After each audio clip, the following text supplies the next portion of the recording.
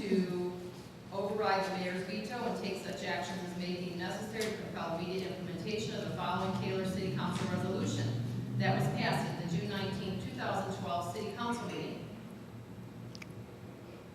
Motion to direct the Mayor Langren to rescind the withdrawal of the application for the SAFER grant and take such action as required by FEMA to accept and complete the requirements for the SAFER grant. Madam Chair, Ms. Mulner. I would make that motion, but I would like to state that, when you read it, it said June 19, 2012 City Council meeting, resolution to direct, you left the word resolution out twice. I said resolution, but that's okay. Go ahead. Anything else, Ms. Mulner? Madam Chair, Mr. Delo. you might have I'm just. sorry, we need a support first. Support. Support by Mr. Stapleton. Ms. Mulner said she would make that motion. Support by Ms. Mulner, supported by motion by Ms. Mulner, supported by Mr. Stapleton. Any discussion? Mr. Delo. You may have inadvertently left the insert out of your reading Well, of the motion. because it said the following resolution that was passed by council, so I quoted the resolution that was passed by council on the 19th. We didn't pass that on the 19th, correct? Am I correct? Chair, we agree with that. Madam Chair, you can play with this as long as you really want to. The fact of the matter is that the motion before this body is exactly the motion that was accepted in the acceptance of the agenda. Sir, that Now, the fact that you don't want to read it, if you want somebody else to read it for you, I'll read it for you. Mr. Delo, Yes. the motion that was in the meeting on the 19th was the motion that's stated here on the bottom, correct? And it's what was in the public notice. I'm just reading exactly what the resolution said.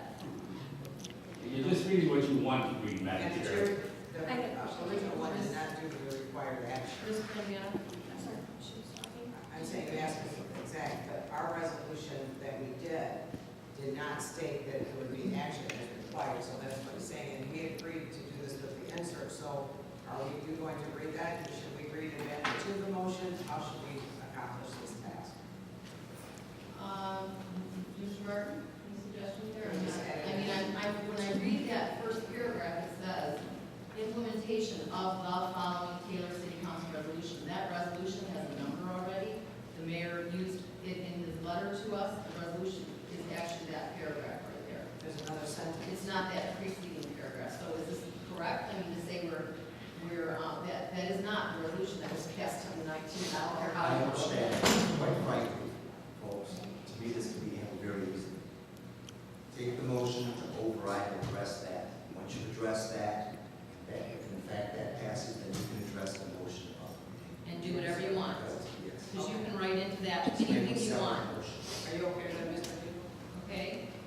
You're not going to change your mind on this, are you, Janet? I haven't changed my mind so far, Mr. Debo. Okay, fine. Scott. Okay, so we have a motion. Mr. Martin. Ms. Brandana? Before, I know that we did the acceptance of the agenda, but oftentimes, when we do get to the actual motions, we do make changes to the motions at that time and make changes when we're making the actual motion, not within the agenda. We do it both ways.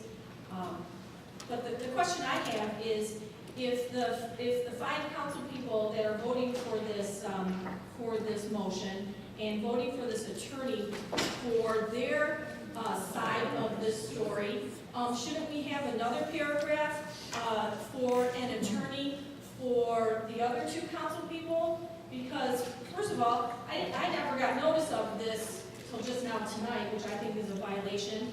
So maybe we need to have another part say that, that I would like an attorney to represent what I think is fair or not fair about this situation. So why should just the 5 council people get an attorney that they've chosen, or I guess Mr. Delo's chosen, because obviously none of the other council members knew about this attorney.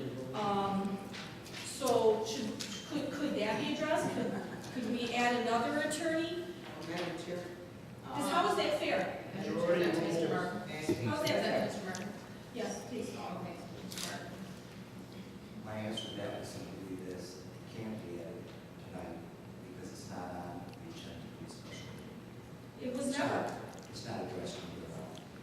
So this can't really be added tonight because it wasn't on there either. It wasn't either discussion.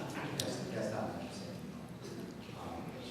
In number 4, talks talks about the motion overriding the veto and take such action as may be necessary without immediate implementation of the following city council resolution this past June 19, 2012, city council.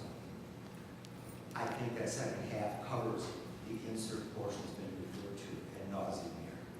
So I think they can bring this up. If in fact, which makes sense, there would obviously be a call by the administration to get an attorney for their point of view. I do believe that can happen, however, I do believe that has to wait until another special meeting. Okay, so, Or regular. Madam Chair, so, Correct. so they get 2 weeks or whatever till the next meeting, and I guess it's not that far, but another week, to, you know, prepare with their council what, you know, I'm sitting up here as a council person, as elected council person, I'm being brought stuff at a special meeting, and I believe the whole point of having everything posted before the meeting is, so this doesn't happen. And so I'm stuck here in the minority with them having the 5 votes and able to spend $175. Is that the going rate? Who is this attorney? I don't know anything about this attorney. I mean, how do I make a decision like that? And just because there is a majority vote on this, why are my rights as a council person totally taken out of the equation?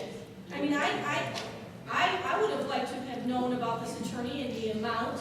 I mean, do we have many attorneys that are $175 an hour? I thought that they were specialized. Is this attorney specialized in overriding vetoes or in municipal law? What is this attorney's specialty? Mr. Martin, if I may speak with you, I would like to, take a leave of my Ms. Mulder, stop interrupting. Any meeting whenever recess and you're out of order, I know that's surprising to Ask you for are. ask for recess. And I was about to, Ms. Mulder, because you told everybody what they're doing. Okay. You're just. I would like to I'd have, like to respond. a few minutes. I would like to respond to that Attorney, before we and I would like that, recess. also consult with the Corporation Council on a couple of issues regarding this item, if I may. I'm not going to change how you're going to vote. I have no intention of doing that. You're just gonna make a statement. But I would like to just be informed here and have an opportunity. I had no idea that this was going to be on the agenda, as you know, and you're the only one who knew it, so you have to at least give us some leeway here. You're the I'm only one sure who knew this it. is the second reference to I'm the only one that knew it. I will not tell you that, that there was no conversation with individuals of, on the council with regard to the potential of hiring Mr. Barr.